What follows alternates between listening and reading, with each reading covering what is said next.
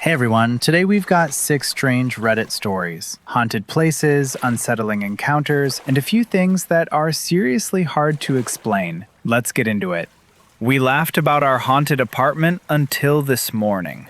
My husband and I moved into an old apartment in Italy nearly 2 years ago. We've often joked about our household ghosts because of various experiences we've had, such as doors being open in the morning that weren't open when we went to sleep, and chairs being pulled out from under the dining room table that had been neatly tucked away the night before. The worst being our downstairs neighbors asking us to stop stomping around at midnight when they are trying to sleep. The room in our apartment that corresponds with their bedroom is empty and used for storage. However, what I experienced today has left me absolutely terrified. We had a baby girl just 4 months ago, and she is absolutely amazing in every way. She has a habit of smiling and laughing at empty spaces, but we have put that down to just baby things.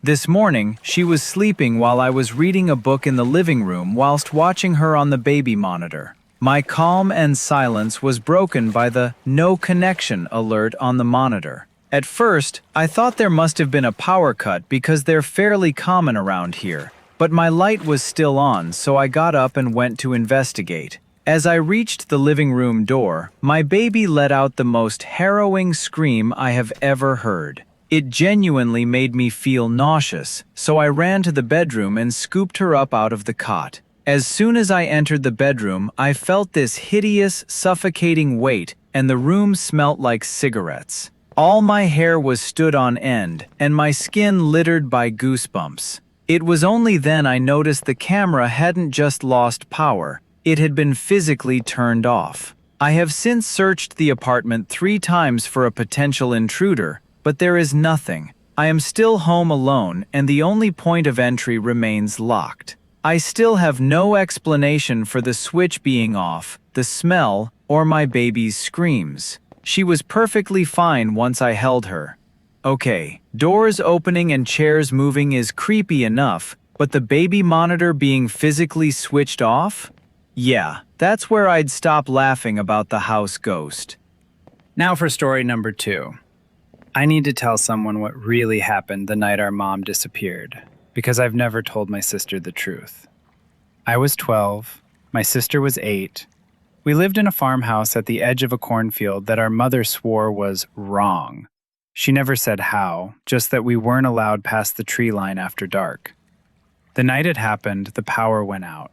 Not unusual, we were rural, storms took the lines down all the time. But there was no storm. My mother lit candles and told us to stay in the kitchen. I remember the kitchen clock, one of those cheap Westclocks ones, the kind with a loud tick, had stopped at 9:47 and never moved again. I remember her hands shaking, not from cold. She kept looking at the window above the sink, the one facing the corn, and she kept mouthing something, counting, I think, like she was counting rows. Then she stopped counting.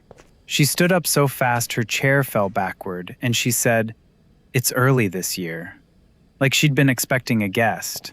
She walked to the door, unlocked it, and stepped out into the dark in her nightgown, bare feet on frost. I told my sister to stay at the table. I don't know why I followed her instead of staying too. Maybe I thought I could stop her. I got to the porch in time to see her walking into the corn. Not running, walking, steady, like someone headed to a job she'd done 100 times. The screen door had swung shut behind me with that same rusty screech it always made. The one our neighbor, Mr. Halloran, used to joke he could set his watch by. That night it sounded wrong. Too loud, then too quiet. The stalks didn't rustle when she passed through them. That's the part I never told anyone. Corn rustles. It has to. Wind moves it, bodies move it. Hers didn't move anything. I called her name once. She didn't turn around, but something did. Low, at the height where the stalks meet the dirt, something turned toward my voice the way a sunflower turns toward light. Slow, deliberate, like it had all the time in the world. I went back inside. I locked the door. My sister asked where Mom went, and I told her Mom was checking on something in the barn and would be right back. She never came back.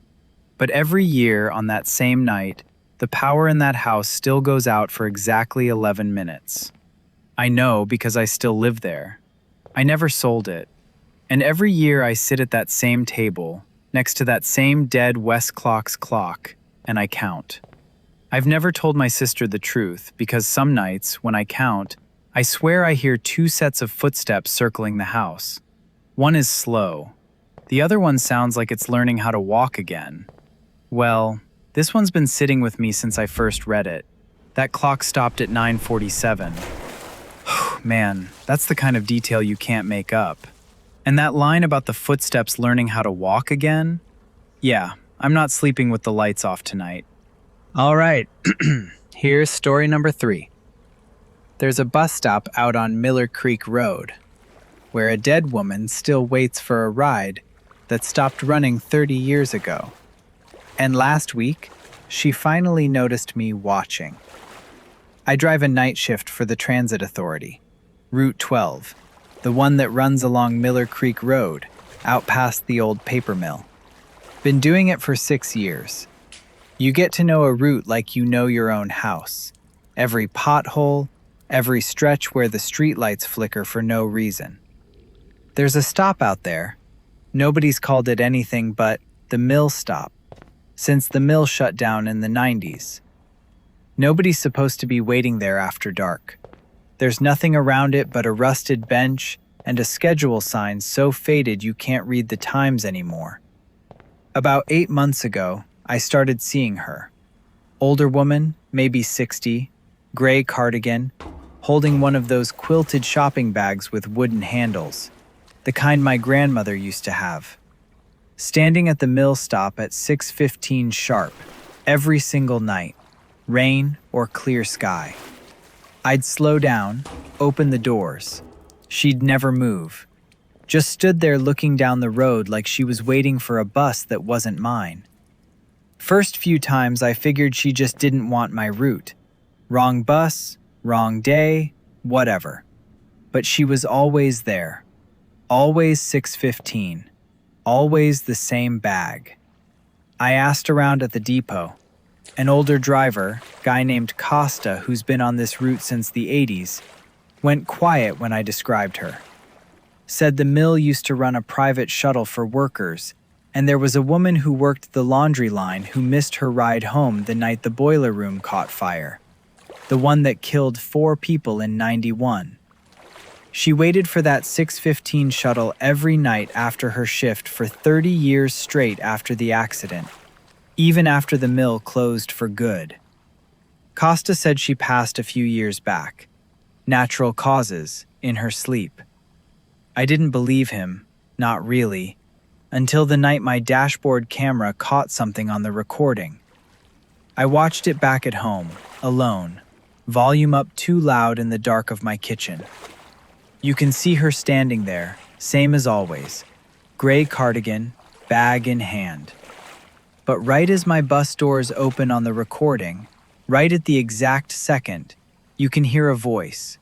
Not from outside, from inside the cab, close to the microphone like it's right behind my seat, say 4 words. Wrong bus. Try again. I don't take that route past the mill stop anymore, unless another driver's willing to switch.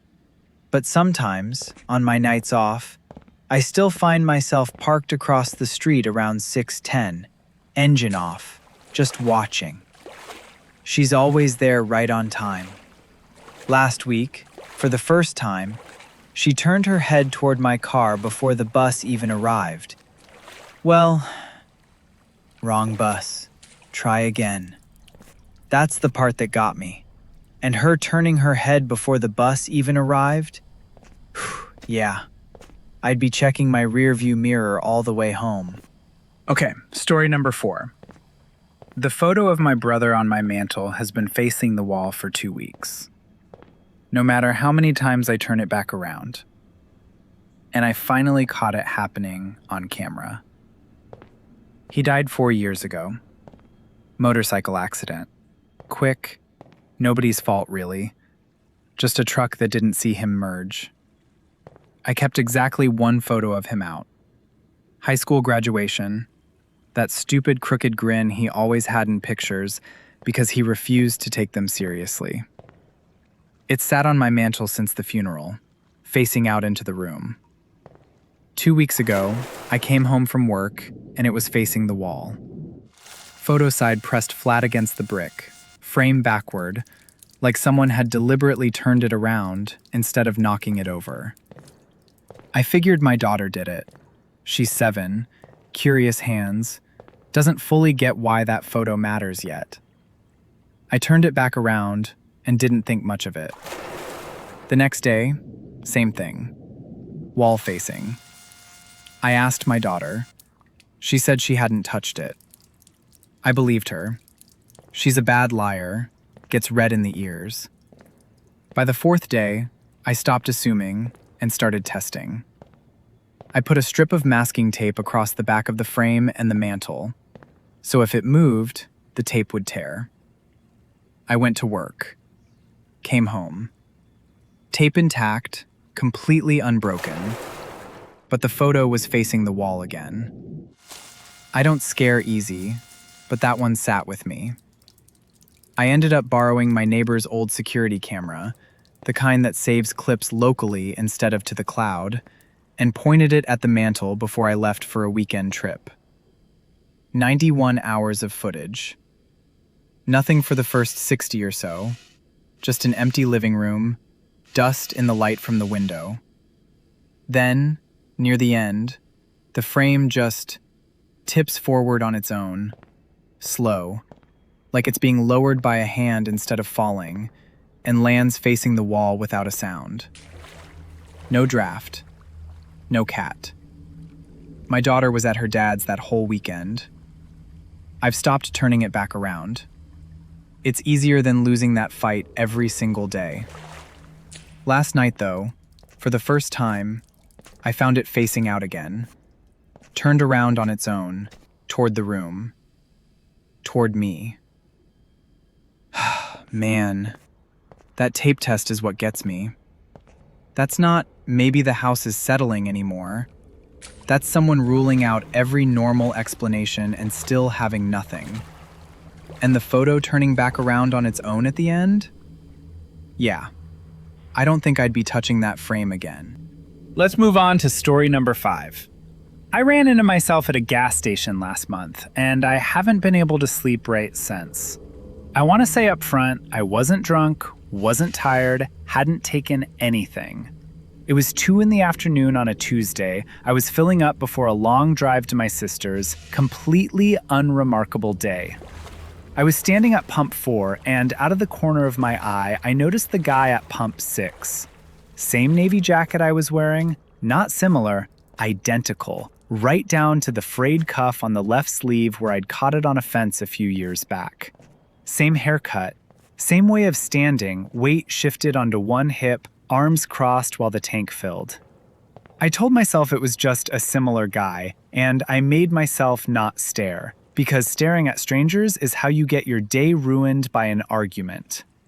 But then he turned his head toward me, and it was my face. Not similar. Mine. Down to the scar through my eyebrow from a bike accident when I was 9. He didn't look surprised to see me. He looked at me the way you'd look at someone you were mildly annoyed to run into, like an ex you don't want to make small talk with. Then he got in his car, a gray sedan, and pulled out, and I stood there with the pump still running until it clicked off on its own. I didn't tell anyone for a week. Who do you even say that to without sounding unwell? Here's the part that's kept me up since. I have a home security camera on my front door, motion activated, saves clips to my phone. 2 days after the gas station, at 6:40 in the evening, it caught someone standing on my porch. Just standing there, back to the camera, wearing my navy jacket. He stood there for 11 minutes without moving, then walked away before I got home. I've since checked my bank statements out of paranoia. There's a gas purchase at that same station, that same day, 40 minutes before I got there, charged to my card. I was at work until noon. Last night, my porch camera caught him again, This time, before he walked off, he turned around and looked directly into the lens. Okay, this one feels different from the others, and I think that's what makes it so unsettling. It's not a ghost or some haunted place. It's someone who looks exactly like him, showing up in his life. And that bank statement? Whew, yeah, that's the detail I can't explain away. And here's story number 6. There's a section of my bedroom wall that's always about 6 degrees colder than the rest of the room. And last week, I found out why the previous owner never hung anything there either. I bought the house 18 months ago. Older place, 1970s build, nothing dramatic in the inspection report. Decent bones, dated wiring that got fixed before I moved in, the usual. My bedroom's a good size, except for one thing I noticed my first week. A patch of wall near the closet, roughly the size of a door, that's just colder. Not drafty cold, not bad insulation cold. A flat, even chill you can feel stepping into, like walking past an open freezer case. I ran an infrared thermometer over it out of curiosity. Rest of the wall reads about 71 degrees. That patch reads 65, consistently, summer or winter, heat on or off. I called it quirky and moved on. Old houses have quirks. I tried hanging a mirror there once, over that patch, because it seemed like a waste of wall space. It fell twice in 1 month. No reason, hook intact both times, like it had been lifted off rather than slipping. I gave up and left the wall bare. Last week, I finally got around to something I'd been putting off. Tracking down the woman who sold me the house, just to ask a plumbing question about the original pipe layout. We got to chatting, and I mentioned, half joking, that my room has this one weirdly cold spot. She went quiet on the phone for a second, then asked me exactly where, down to which side of the closet. When I told her, she said that's where her husband's gun cabinet used to stand, before he died in that room, sitting in the chair that used to go right in front of it. She said she never told the realtor because she didn't want it to affect the sale, and she said, very evenly, "We never put anything back on that wall either. Things didn't stay hung there for us." I haven't tried hanging anything else, but 2 nights ago, I woke up at some point in the dark to the specific, flat cold of that patch of wall, except it wasn't by the closet anymore. It was standing right beside my bed. That infrared thermometer detail is what got me. It's one thing to feel a cold spot, but actually measuring it before measuring anything about the house? That's creepy. And then waking up with that same cold right beside the bed? Yeah, no thanks. If you enjoyed these stories, leave a like, subscribe for more, and tell me in the comments which one creeped you out the most. See you in the next one.